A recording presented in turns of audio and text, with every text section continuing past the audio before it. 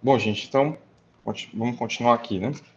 Hoje está previsto para a gente falar um pouco mais sobre a parte teórica mesmo e de termodinâmica da questão de agentes tensioativos, de componentes interfaciais. Então, durante esse semestre, a gente tem conversado aqui sobre componentes que têm preferência por interface, componentes que têm atividade interfacial. E aí, o que é superfície e o que é interface, né? Quando a gente está pensando principalmente em sistemas líquidos, é o foco aqui da nossa disciplina, né?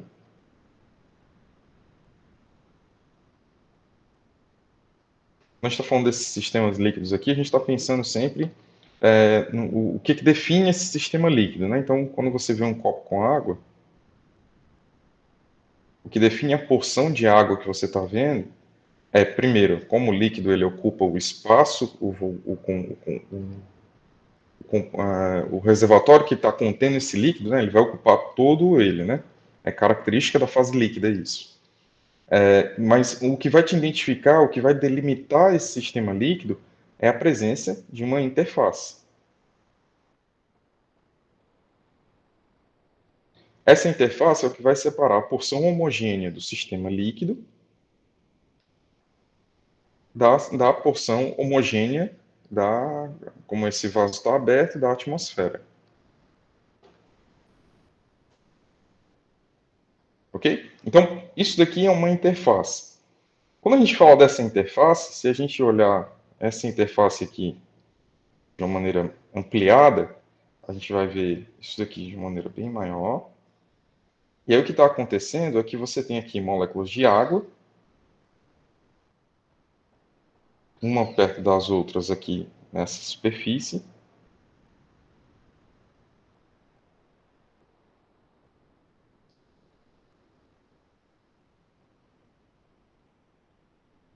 Estou fazendo um desenho aqui aleatório só para a gente entender, né? Então, toda essa porção daqui, abaixo dessa região interfacial, contém água, e toda a região, a porção acima dessa região, ela contém ar.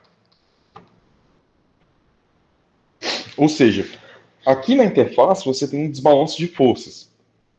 Então, sobre essa moléculazinha de água aqui, você tem a força atrativa da porção do líquido aqui abaixo, você tem a força também atrativa dessa outra molécula do lado, a dessa daqui, só que você percebe que não tem uma força atrativa acima da superfície, acima da interface.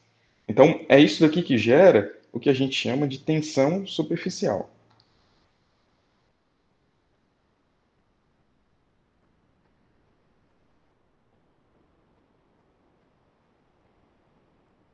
Que é gerada pelo desbalanço de forças que ocorre na interface. Quando a gente fala de tensão superficial, é porque você tem normalmente duas fases, uma fase normalmente é a fase ar, ou seja, você está pensando isso aberto para a atmosfera. Então você tem aqui ar líquido que você está tentando pensar em como é que você está analisando essa tensão superficial, ok? Só que não tem somente essa tensão gerada quando você tem aqui a atmosfera aberta e um líquido qualquer. Você pode ter, e é muito comum, especialmente quando a gente está pensando aqui em indústria do petróleo, você também ter duas fases líquidas, para ser mais exato. Então aqui você tem a fase petróleo, por exemplo, e aqui você tem a fase água. Então, novamente, se a gente der esse zoom aqui ampliado nessa interface, a gente vai ver de novo as nossas moléculas de água aqui estruturadas, organizadas no desbalanço de força gerado justamente pela ausência de outras moléculas de água acima da interface, é pela própria definição de interface que existe esse desbalanço. E aqui você vai ter a presença das moléculas de hidrocarboneto. E aí você vai ter aqui componentes saturados, aromáticos, resinas e os assoltenos. Saturados, aromáticos, resinas e assoltenos. Normalmente os componentes que mais vão ter preferência pela interface são os aromáticos, são os assoltenos. Então os componentes assoltênicos eles vão ter uma determinada preferência pela interface. Por quê? Porque na interface você tem um componente que é extremamente polar, como a água. Então, a polaridade é elevada nessa interface. Então, os componentes polares é que vão tentar ir para ela e ficar aqui nessa região. a essa tensão aqui gerada pelos balanços de força, quando quem está tentando compensar a força da região superior da interface são outras moléculas de outra fase líquida, a gente chama isso daqui de tensão interfacial.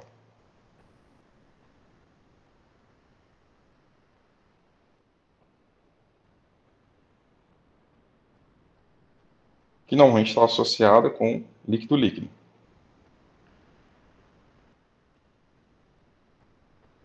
Ok? Bom, uma maneira de você ver essa força sendo gerada é um experimento bem idiota, sabe? Eu acho que só vale realmente a pena a gente mencionar aqui.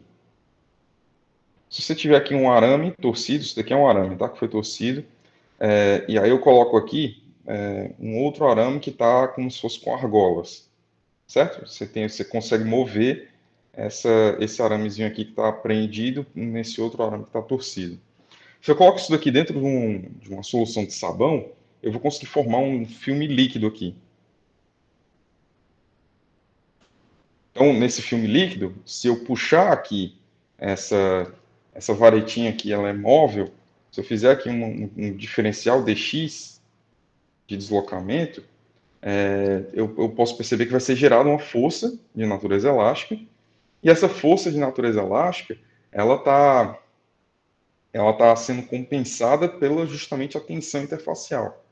Então, isso aqui, se a gente tem essa força aqui sendo medida, a gente vai ter F, que multiplica dx, que vai ser igual a gama, que multiplica dA.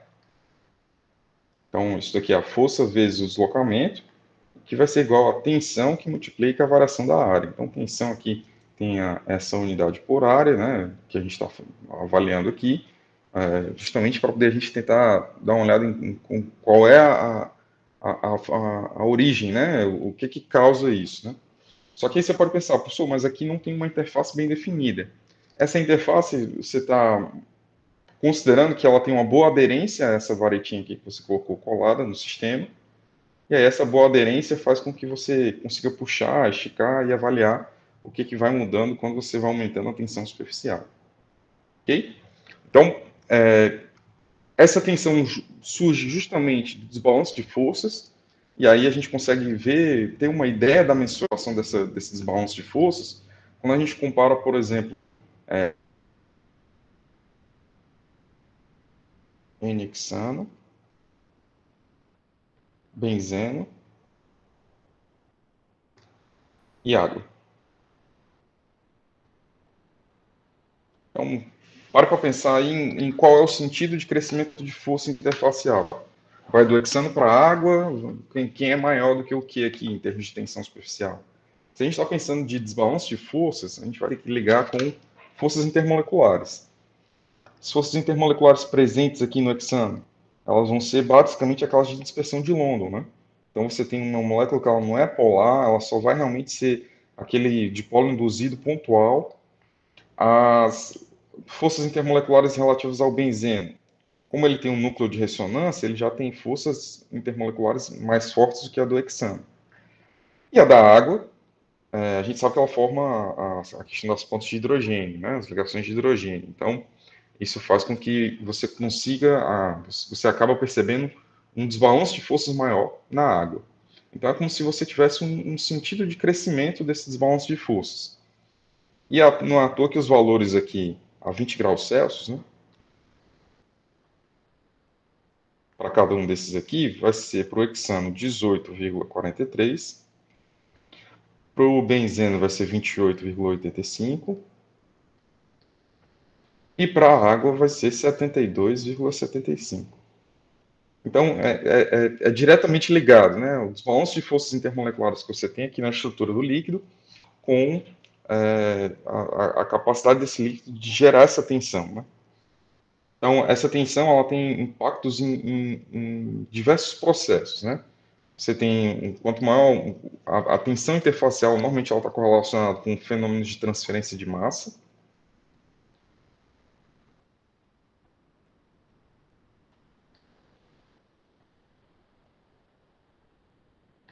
Isso aqui é muito interessante para quem para quem projeta os equipamentos de separação. Essa capacidade de transferir a massa, né, de você passar um determinado componente de uma fase para outra, vai definir muito aqui qual é a taxa de transferência. Essa taxa de transferência está ligada diretamente ao tamanho, ao modelo dos equipamentos. Então, ela influencia na taxa de transferência de massa. Ela também tem um papel muito importante na questão de molhabilidade. Oi, Igor, pode falar. Tá travando só aqui, Carol? Porque tá dando umas travadas de vez em quando, não sei se é só aqui. Deixa eu ver aqui. Aqui tá liso, ó. Tá de boa. Acho Então que é deve de ser alguma coisa internet. aqui. Vou dar uma olhada aqui. Desculpa, não, Davidson. Não, tranquilo, fica à vontade. Aqui a velocidade tá boa ainda. É, aqui Tranquilo? também tá de boa. Então, transferência de massa, molhabilidade, e aí molhabilidade é essencial para quando a gente está pensando aqui em fenômenos ligados à engenharia de petróleo. Por quê? Porque quando a gente tem aqui uma rocha de reservatório, né, muito ampliada, quando você tem aqui a superfície reservatório, qual é a preferência dessa superfície? Ela vai ter preferência pela fase água, ou ela vai ter preferência pela fase óleo? Um dos pontos que você consegue perceber isso é através, por exemplo, do ângulo de contato, né? Que é quando você coloca uma gotinha aqui, e aí você tenta entender qual é o ângulo formado com a interface aqui dessa gota e a superfície que você está analisando. Então, esse ângulo de contato ele vai ser uma medida indireta da relação da tensão da ar, líquido e sólido. Porque nesse pontozinho aqui de contato, você tem as três superfícies ao mesmo tempo. Então, se você tem essas três superfícies, as três vão acabar exercendo um papel importante para qual é o resultante de o quanto você consegue acumular líquido com base na tensão existente aqui desse ponto. Né? Então, e aí a molhabilidade da rocha vai definir qual é a preferência aqui em relação a um ou outro. Principalmente quando você tem alteração dessa molhabilidade, você vai ter então alterações dos mecanismos de recuperação que você tem dentro do reservatório. Então está tudo ligado aqui, desde aquela definiçãozinha básica ali de tensão superficial, tensão interfacial. Então está tudo relacionado. Então ela acaba exercendo um papel fundamental. Quando a gente está falando de medidas de tensão, né, então eu queria citar aqui duas medidas principais com vocês. Como é que se mede essa tensão? Já que ela é tão importante, vamos medir para tentar avaliar os processos em relação a isso. Tem três formas de você medir interessantes, certo? A primeira é a de anel de Dunay.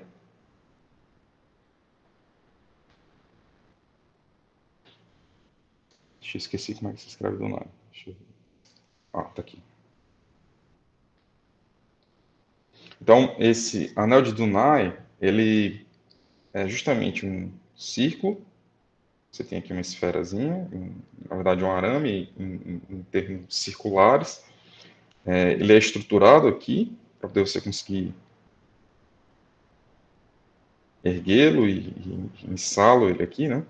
Isso aqui é um sistema pequeno. Normalmente você tem no máximo 1 polegada de diâmetro desse sistema aqui. Então isso aqui você tem um diâmetro e por conseguinte você tem um raio.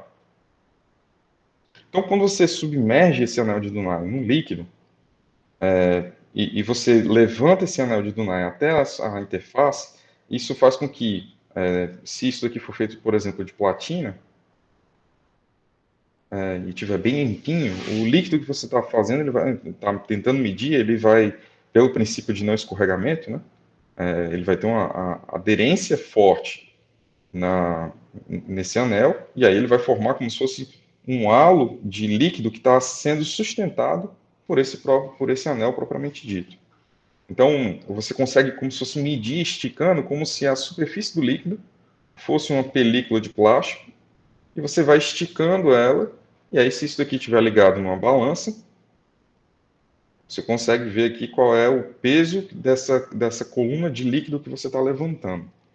E aí existem algumas correlações para essa coluna de líquido que você consegue fazer, então, a medida desse componente. Então, isso aqui seria um exemplo de como medir essa tensão, né? Você relaciona essa coluna, esse volume de líquido que você está levantando, com a massa que você está medindo, e aí você consegue o valor de tensão. E aí isso aqui pode tanto medir a tensão superficial quanto a tensão interfacial. A diferença da tensão superficial da interfacial é que você vai estar medindo isso daqui com dois líquidos. Então você vai colocar na interface entre os dois líquidos. Ok? A limitação desse método é que você não consegue, por exemplo, para engenharia de petróleo, colocar isso daqui em alta pressão. É muito complicado de você ter uma balança de sustentação em alta pressão. E a outra limitação é justamente para quando você tem tensões muito baixas, que é o caso de quando você está estudando agentes tensioativos, né? Então, quando a gente está pensando aqui em agentes tensioativos, a gente está colocando um componente que, por vezes, faz essa tensão interfacial aqui ser diminuída. E aí, se você não consegue ter a tensão, você não consegue, às vezes, nem localizar a posição dessa interface. Um método interessante e muito bem adaptado para a indústria de petróleo seria através do método de gota pendente.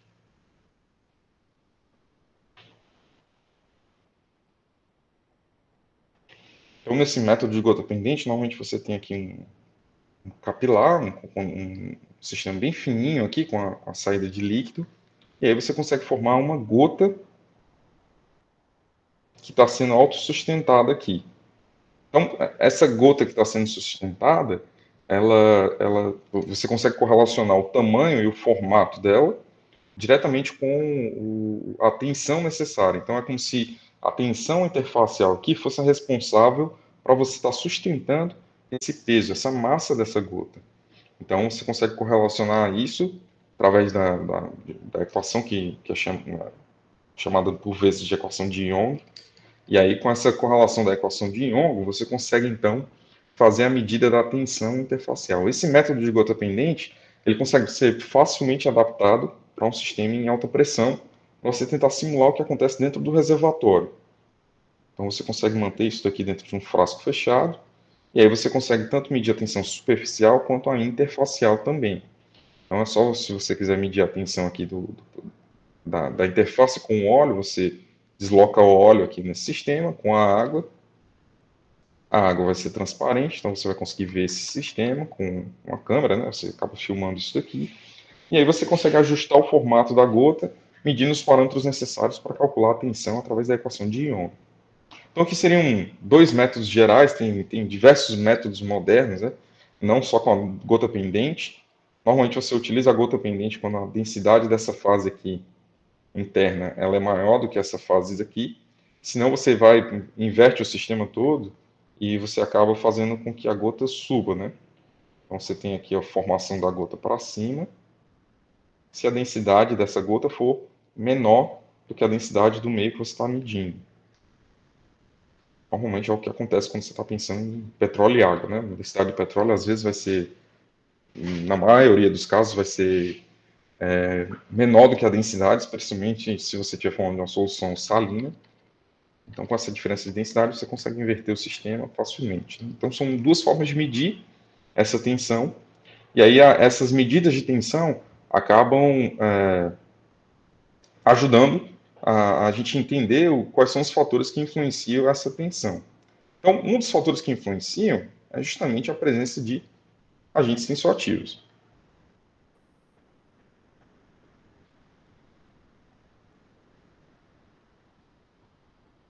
Então, a gente já viu aqui até hoje diversos processos de ponto de vista bem prático de quais são os componentes que estão influenciando na tensão interfacial. Você tem componentes naturais do petróleo que agem como agentes tensioativos. Então, a gente pode classificar aqui os agentes tensioativos naturais do petróleo. Então, como agentes tensioativos naturais, a gente cita aqui os asfaltenos. Além dos asfaltenos, a gente vai ter, então, parafinas. E aí, a ação tensioativa dela é principalmente quando ela está na forma de partículas.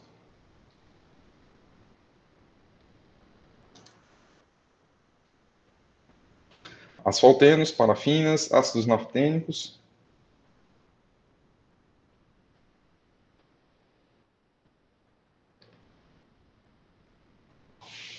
Não, dentre outros, tá? Aqui é para citar apenas alguns.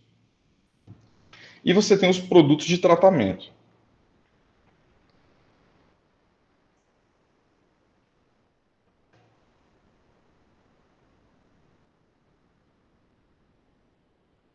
Que a gente já comentou com vocês. Um dos principais deles são justamente os desemistificantes.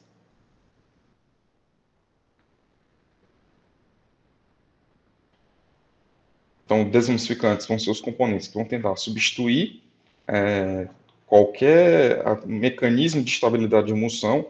Ele vai tentar substituir na interface e aí vai favorecer a separação de gotículas de água. Então, essa é a ação.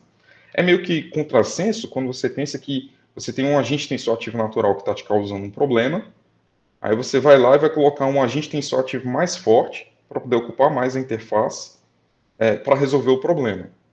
É especialmente por isso que você tem problemas de sobredosagem. Se você colocar demais esse produto, o que ele ia se propor como solução vai acabar sendo veneno e vai acabar piorando a situação.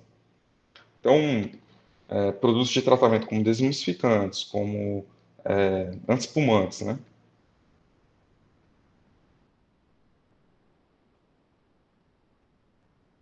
O desemistificante é um que age na interface líquido-líquido. O antiespumante é um componente que age na interface líquido-ar, líquido-gás, por exemplo. Porque nessa é que você forma a espuma, né? Quando você tem uma dispersão de ar dentro do líquido, é justamente o que você está pensando aqui como fase espuma. Você tem os inibidores de corrosão, que às vezes eles também têm eles não têm nenhuma intenção de resolver um problema interfacial. A verdade é, porque corrosão não deixa de ser um problema interfacial também, mas ele também acaba afetando o equilíbrio na interface líquido-líquido, por exemplo, do ponto de vista de emulsões. Tudo bem? Então, esses produtos de tratamento são aqueles que a gente adiciona para que a gente possa tentar entender esses componentes como sendo aqueles que vão resolver os problemas que a gente está pensando. Nesse ponto, a gente começa a definir aqui, pelo menos em termos gerais, o que seria a absorção interfacial. E aí essa absorção interfacial é até um motivo de muita briga na literatura, porque tem gente que acredita que a absorção é somente quando você tem um equilíbrio fluido-sólido. E, na verdade, sempre que você tem uma interface, você pode ter esse tipo de absorção. Então, quando a gente está pensando aqui numa região que você tem o petróleo e a água aqui, essa interface gerada aqui por essa união, ela está passível de absorção de componentes. Então, se você tem aqui a estruturação de asfaltenos, nesse formato ilustrativo, você acaba aumentando a estabilidade de emulsões. Mas quando você adiciona um componente que é desemulsificante, ele vai tirar o asfalteno aqui da solução, da interface, vai dissolver o asfalteno da interface, facilitando a quebra da emulsão. Isso, óbvio, dependendo da concentração. Então, dessa forma, é o que a gente está falando aqui de absorção interfacial. Ok? Então, dessa forma, a gente tem ainda mais uma definição para poder fazer antes da gente passar para a próxima aula e a gente começar efetivamente a pensar sobre como é que a gente faz essas formulações matemáticas, que é a concentração micelar crítica.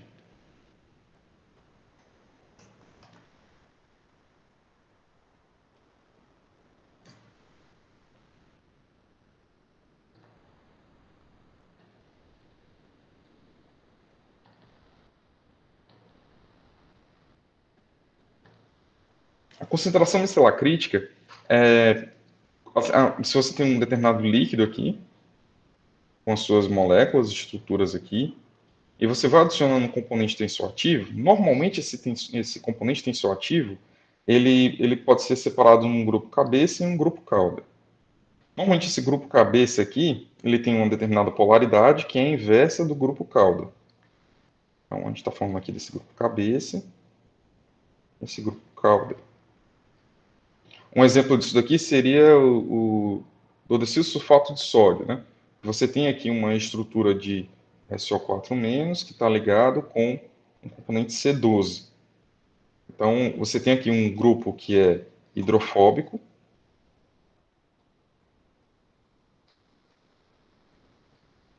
e você tem um grupo aqui que ele é hidrofílico.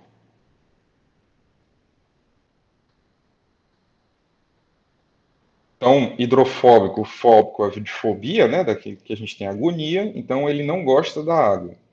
Hidrofílico, fílico é de filho, você tem que gostar dos seus filhos, então ele gosta de água, ok? Então, você tem aqui o grupo cabeça, que pode ser um grupo hidrofílico, e aqui você tem um grupo que é hidrofóbico, tá?